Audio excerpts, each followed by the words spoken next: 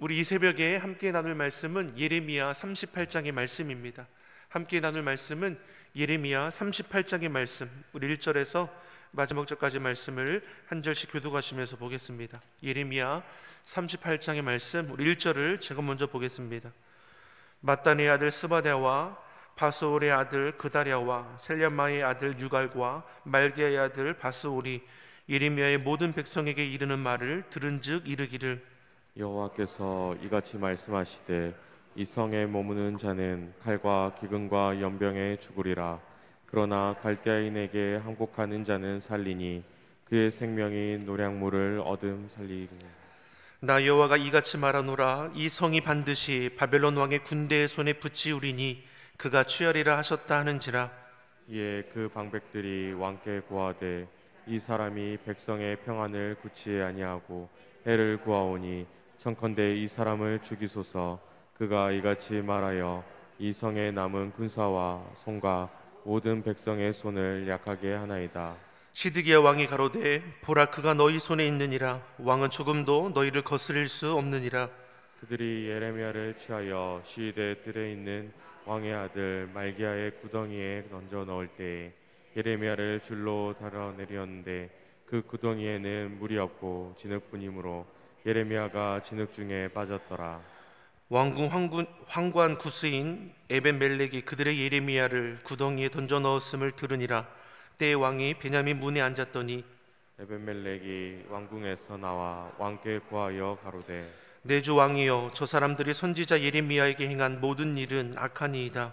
성중에 떡이 떨어졌거늘 그들이 그를 구덩이에 던져 넣었으니 그가 거기서 주려 죽으리이다. 왕이 구스인 에벤멜렉에게 명하여 가로되 너는 여기서 30명을 데리고 가서 선지자 예레미야의 죽기 전에 그를 구덩이에서 끌어내라. 에벤멜렉이 그 사람들을 데리고 왕궁 곳간 밑방에 들어가서 거기 헝겊과 낡은 옷을 취하고 그것을 구덩이에 있는 예레미야에게 줄로 내리우며 구스인 에벤멜렉이 예레미야에게 이르되 너는 이 헝겊과 낡은 옷을 내 겨드랑이에 대고 줄을 그 아래 대라. 예레미야가 그대로 하매 그들이 줄로 예레미야를 구덩이에서 끌어낸지라. 예레미야가 시위대 뜰에 머무니라.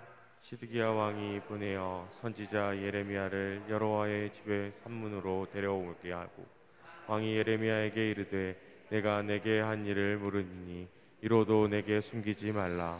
예레미야가 시드기에게 이르되 내가 이 일을 왕에게 아시게 하여도 왕이 단정코 나를 죽이지 아니하리이까. 가령 내가 왕을 권한다 할지라도 왕이 듣지 아니하시리이다. 시드기야 왕이 비밀히 예레미야에게 맹세하여 가로되 우리에게 이 영혼을 지으신 여호와께서 사시거니와 내가 너를 죽이지도 아니하겠고 내 생명을 찾는 그 사람들의 손에 붙이지도 아니하리라.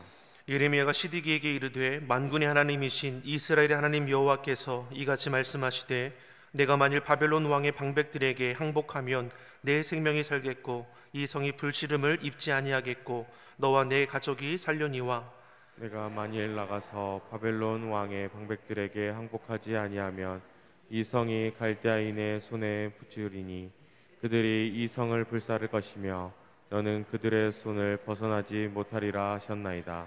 시드기야 왕이 예레미야에게 이르되 나는 갈대아인에게 항복한 유다인을 두려워하노라. 염려컨대 갈대아인이 나를 그들의 손에 붙이면 그들이 나를 조롱할까 하노라. 예레미야가 가로되 그 무리가 왕들 그들에게 붙이지 아니하리이다. 원하옵나니 내가 왕에게 고한 바 여호와의 목소리를 청종하소서. 그리하면 왕이 복을 받아 생명을 보존하시리이다. 그러나 만일 항복하기를 거절하시면 여호와께서 내게 보이신 말씀대로 되리이다. 곧 유다 왕궁에 남아있는 모든 여자가 바벨론 왕의 방백들에게로 끌려갈 것이요 그들은 내게 말하기를 내 친구들이 너를 꿰어 이기고 내 밭이 진흙에 빠짐을 보고 물러갔도다 하리라. 내 아내들과 자녀는 갈대아인에게로 끌어냄을 입겠고 너는 그들의 손에서 벗어나지 못하고 바벨론 왕의 손에 잡히리라. 또 내가 이 성으로 불사람을 입게 하리라 하셨나이다. 시드기야가 예레미야에게 이르되 너는 이 말을 사람으로 알게 하지 말라. 그리하면 내가 죽지 아니하리라. 만일 방백들이 내가 너와 말하였다함을 듣고 와서 내게 말하기를 내가 왕에게 말씀하신 것을 우리에게 고하라. 우리에게 숨기지 말라. 그리하면 우리가 너를 죽이지 아니하리라. 또 왕이 내게 말씀한 것을 구하라 하거든 그들에게 대답하되 내가 왕의 앞에 간구하기를 나를 요나단의 집으로 도로 보내지 말게 하라서 거기서 죽지 않게 하옵소서 하였다 하라. 모든 방백이 예레미야에게 와서 물음에 그가 왕이 명한 모든 말대로 대답하였으므로 일이 탈로치 아니하였고 그들은 더불어 말하기를 그쳤더라. 예레미야가 예루살렘이 함락되는 날까지 시대들에 머물렀더라. 아멘. 할렐루야. 우리 하나님의 은혜와 평강이 우리 새벽을 깨워 예배하시는 성도님들의 심령과 가정에 충만하기를 간절히 소망합니다. 지금 유다의 백성들의 그 상황이 좋지 않은 것을 이제 알 수 있습니다.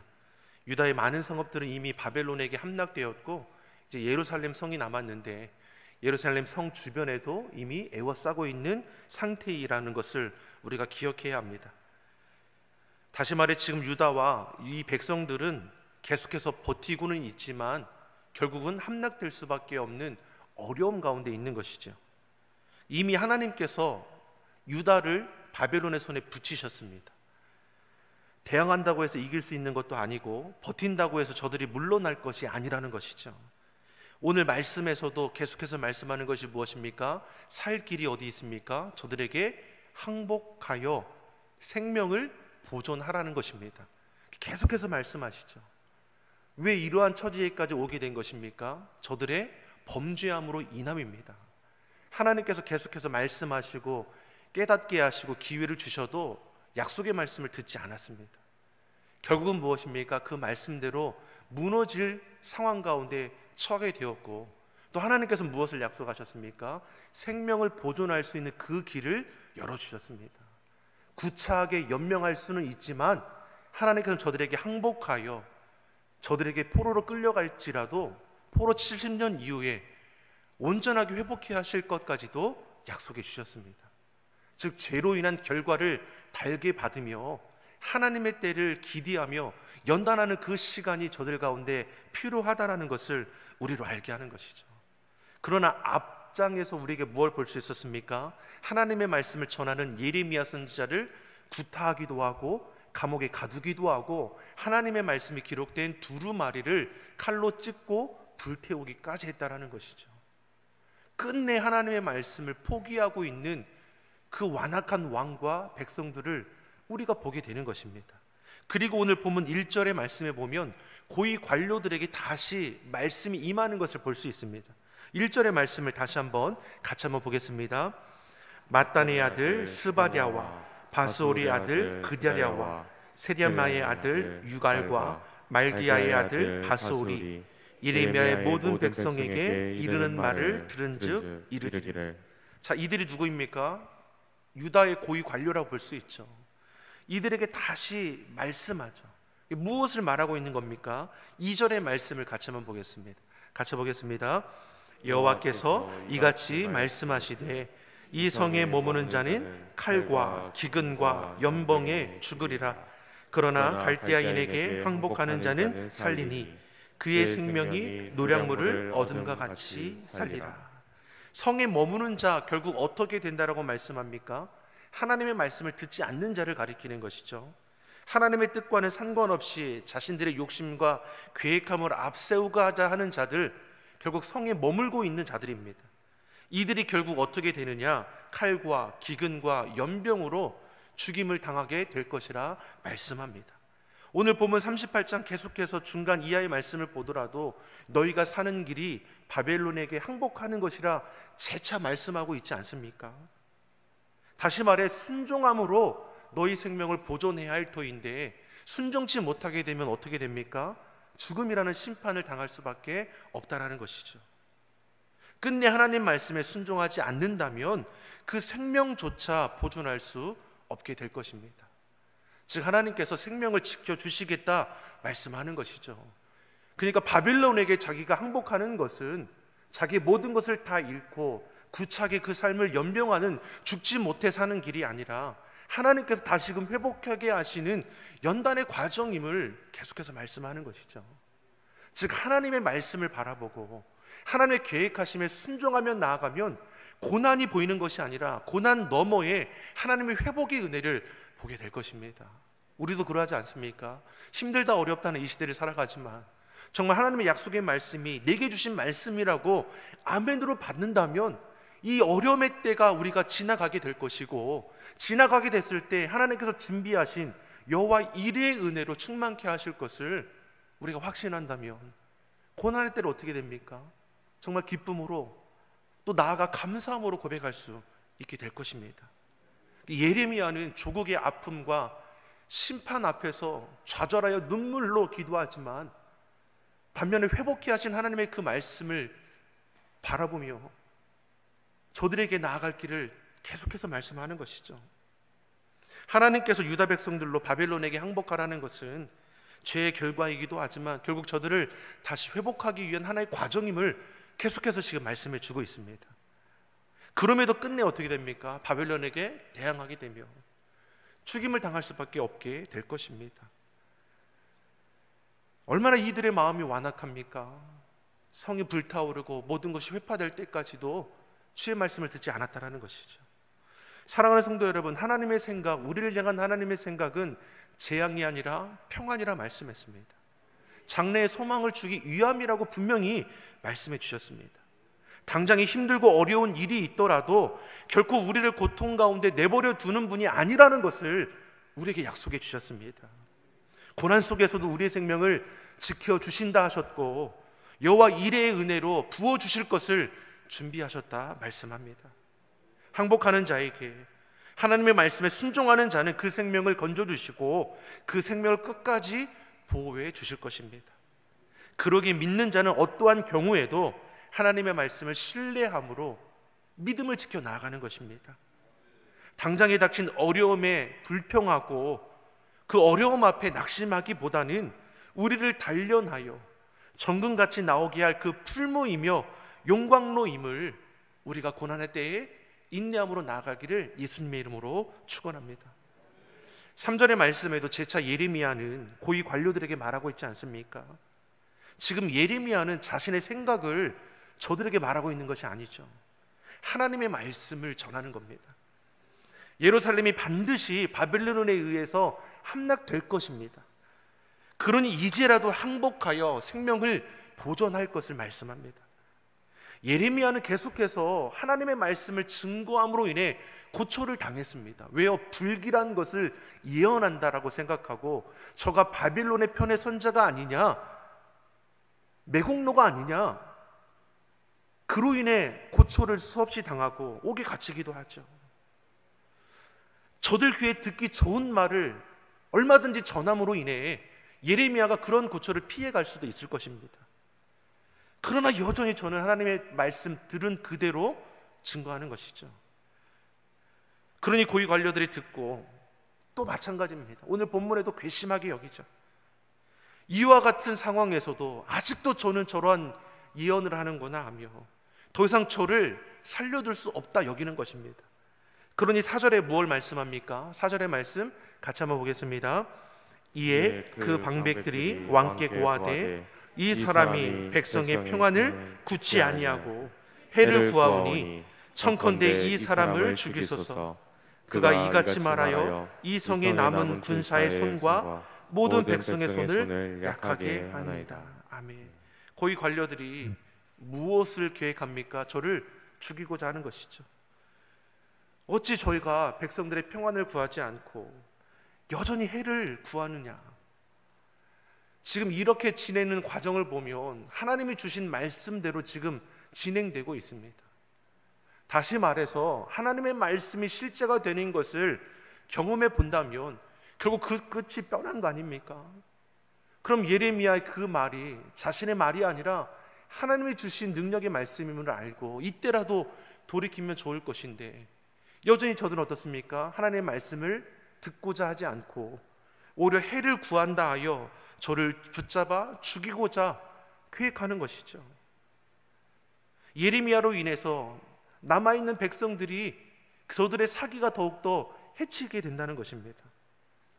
이들에게 예레미야는 하나님의 사람으로 보지 않는 것입니다. 4절 말씀에 저에게 향해서 말하는 것이 무엇입니까? 자신들에게 불길함을 전하는 자로 죽여도 무방한 이 사람일 뿐이죠. 사전의 말씀 보니까 저를 향해서 뭐라 말합니까? 이 사람을, 하나님의 말씀을 전하는 저를 하나님의 사람으로 보지 않는 것이죠. 왕에게 예레미야를 죽일 것을 요청하니까 왕의 반응이 어떠합니까? 우리 5절의 말씀을 같이 한번 보겠습니다. 5절의 말씀 같이 보겠습니다. 시드기야 왕이 가로되 보라 그가 너희 손에 있느니라. 왕은 조금도 너희를 거스릴 수 없느니라. 아멘. 너희 뜻대로 하라는 것이죠. 시드기야 왕이 뭐라고 얘기합니까? 고위 관료들이 나와서 저를 가만히 둘 수 있겠습니까? 저를 죽이고자 합니다. 재판권은 누구에게 있습니까? 왕에게 있으니까 왕에게 허락을 구하는 거지만 왕은 실제적으로 아무런 힘과 권세가 없다라는 것을 알 수 있죠. 어떤 일이 그 앞에 있었습니까? 여호야김이 하나님 앞에 주의 말씀을 듣지 아니하고 칼로 두루마리를 찢고 불태움으로 인해서 그 다윗의 왕위가 저의 혈통에서 나지 않을 것을 말씀하지 않았습니까? 여호야김이 죽임을 당한 이후에 자신의 아들인 여호야긴이 왕위에 올랐지만 바벨론에 의해서 폐위가 되고 오늘 본문의 시드기야가 왕위에 서게 되죠. 아무런 실권도 없는 왕의 모습을 우리가 오늘 볼 수 있는 것이죠. 그러니 시드기야가 어떻습니까? 신하들의 눈치를 보면서 너희 마음대로 하라는 것입니다. 그러니 6절에 뭘 말씀합니까? 6절의 말씀을 같이 보겠습니다. 그들이 예레미야를 취하여 시대 뜰에 있는 왕의 아들 말기야의 구덩이에 던져 넣을 때에 예레미야를 줄로 달아 내리웠는데 그 구덩이에는 물이 없고 진흙뿐이므로 예레미야가 진흙 중에 빠졌더라. 예레미야를 잡아다가 구덩이에 던져버리는 것이죠. 그 구덩이는 물은 있지 않고 오히려 진흙뿐이라고 말씀합니다. 예레미야는 또 억울한 일을 또 당하는 것이죠. 왜 구덩이에 던지게 되고 왜 죽임을 당한 위기에 처하게 됩니까? 그가 한 일은 하나님의 말씀을 전하는 것뿐이죠. 앞서서 구타도 당하고 옥에 갇혔는데 이제는 정말 피할 수 없는 죽음의 위기 가운데 놓이게 되는 것입니다. 그곳에서 천천히 죽어가게 될 것입니다. 여전히 하나님이 주시는 기회를 유다는 발로 차버리고 자신들의 죄된 고집과 성질을 이기지 못하고 자신들의 그 욕심대로 행하는 것입니다. 끝까지 하나님의 말씀을 외면합니다. 그러나 예레미야는 끝까지 하나님의 말씀을 전하고 있습니다. 앞서서 하나님의 임박한 심판을 전하다가 고난을 당한 경험이 있습니다. 그럼에도 하나님의 말씀을 전함에 있어서 결코 타협함이 없습니다. 사랑하는 성도 여러분, 우리가 이 시대에 예레미야 같은 자가 되기를 예수님의 이름으로 축원합니다. 시대의 어려움 속에서도 참된 가치 여호와 하나님을 전하는 자가 되어야 하는 것이고, 때론 손해를 보고 억울한 일을 당할지라도 하나님의 그 말씀에 순종하는 자가 되어야 할 것입니다. 그것이 사는 길이고 그것이 하나님의 은혜 가운데 세움받는 길입니다. 말씀 따라 살아가는 그 길이 최고의 가치를 증거할 수 있는 믿는 자의 삶이 되는 것을 우리가 깨달아 아는 은혜가 있기를 예수님의 이름으로 축원합니다. 그러면 예레미야는 하나님의 말씀을 증거하다가 구덩이에 던져져 이제 죽음을 당하게 되는가? 그렇지 않죠. 주의 말씀을 전하는 자, 주의 말씀을 순종하여 사명 감당하는 그 생명을 하나님께서 지켜주시는 것을 오늘 본문에서 우리로 알게 하는 것입니다. 7절의 말씀을 같이 한번 보겠습니다. 7절입니다. 왕궁 황관 구스인 에벤멜렉이 그들의 예레미야를 구덩이에 던져 넣었음을 들으니라. 때의 왕이 베냐민 문에 앉았더니 황관 구스 사람 엘벤멜렉이 예레미야가 구덩이에 던짐을 당했다라는 소식을 들었습니다. 하나님의 사람이 고난 당하는 소식을 이 환관 구스 사람이 들었습니다.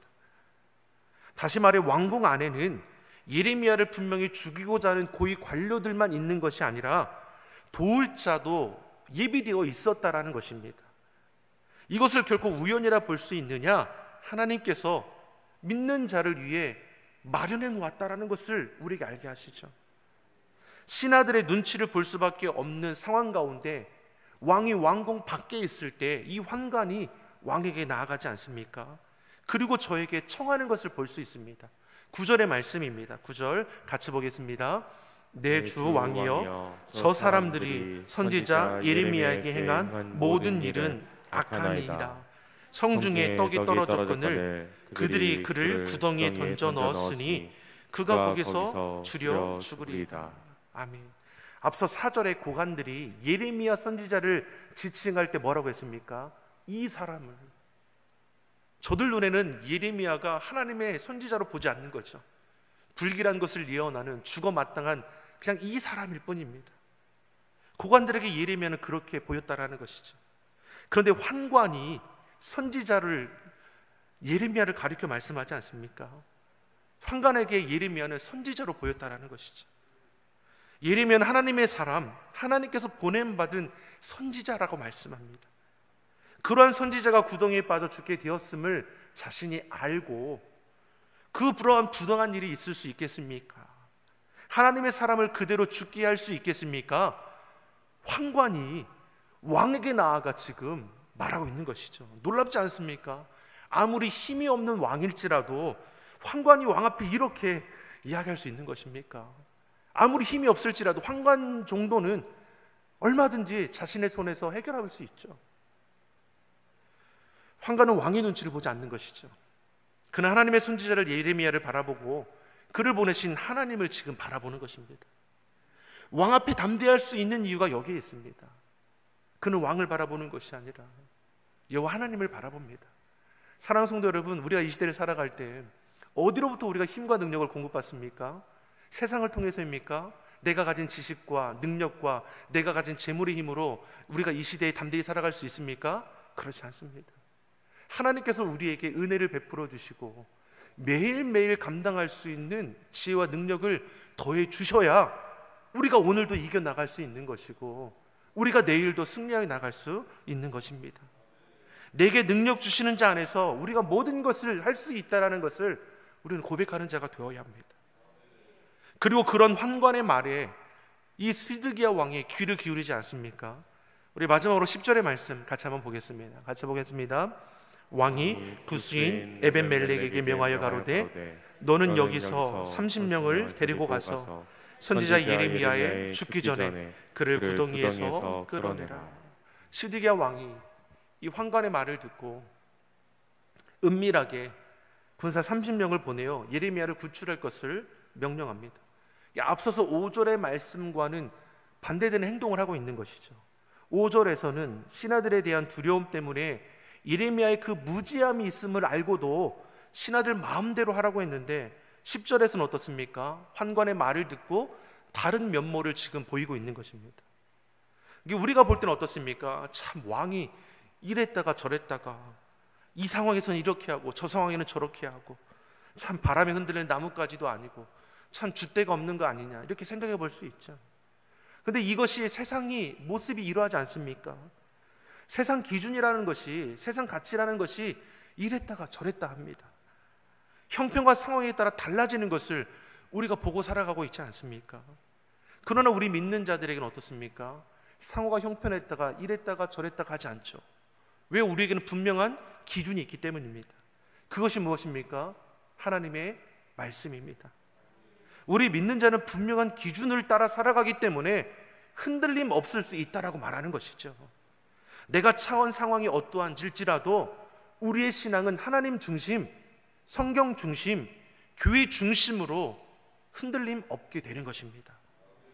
예레미야는 분명한 기준, 하나님의 말씀을 순종함으로 고난 속에서도 말씀을 증거할 수 있었다는 것이고 생명의 위기 가운데서도 흔들릴 수 없었다라는 것입니다.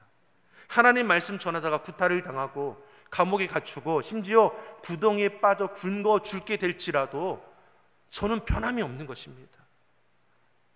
그러한 이 예레미야에게 하나님께서 무엇입니까? 환관 구스 사람을 예비해 두셨습니다. 이 구스 사람은 지금의 에티오피아 사람입니다. 그를 구해내는 것은 누구입니까? 자신의 동족도 아니고 이방 사람이 구해 주었습니다. 사랑하는 성도 여러분, 위기 상황 속에서 우리가 홀로 있는 것 같지만 우리 편이 없는 것 같지만 결코 그렇지 않다는 것이죠. 결정적인 순간에 믿는 자를 돕는 손길을 우리 아버지 하나님께서 예비해 두셨음을 우리 또한 알기를 원합니다. 주의 손길을 통해서 우리는 깨닫게 될 것입니다. 하나님께서 우리를 결코 홀로 내버려 둔 것이 아니라 나보다 나를 더 잘 아시는 아버지 하나님께서 내 삶에 필요한 것을 예비해 두시고 내가 감당치 못할 때에는 피할 길도 내어주시고 돕는 자도 더하신다는 것을 보게 하시는 것이죠. 이 시대를 살아가는 저와 여러분이 믿음의 그 길이 정말 낙심되고 힘겨운 길이 아니라 하나님의 영광을 위해 살아가는 복된 길이 되기를 예수님의 이름으로 축원합니다. 나를 잊지 아니하시고 나를 기억하시고 내 생명을 보존해 주시고 회복해 하실 것을 약속하신 그 아버지 하나님, 그분을 우리 삶의 중심에 모시고 말씀에 순종함으로 하나님의 뜻을 이루어가는 저와 여러분이 되기를 예수님의 이름으로 축원합니다. 기도하겠습니다. 사랑의 하나님 아버지, 주의 자녀들을 홀로 버려두지 아니하시고 저들의 삶의 자리에 찾아와 주시고 저들을 신음에서도 지키시며 돌보아 주심을 감사합니다. 예기치 않는 어려움 속에서도 믿음으로 행하게 하여 주시고 약속의 말씀에 순종하게 하여 주시옵소서. 감당치 못할 시험은 허락지 아니하신다 하셨사오니 우리로 감당할 수 있는 능력을 주시고 피할 길을 내어주시며 무엇보다 돕는 자를 예비하심으로 능히 어려운 때를 이기게 하여 주시옵소서. 무엇보다 우리 믿는 자들이 돕는 자가 되기를 원합니다. 어려움에 낙심된 자들, 위로가 필요한 자들을 위해 우리가 중보하며 기도하게 하시고 작은 것일지라도 섬기며 돌보며 나눠줌으로 모든 것을 합력하여 선을 이루어 가시는 하나님의 역사에 참여하는 자들이 되게 하여 주시옵소서. 감사드리며 예수님의 이름으로 기도드립니다. 아멘.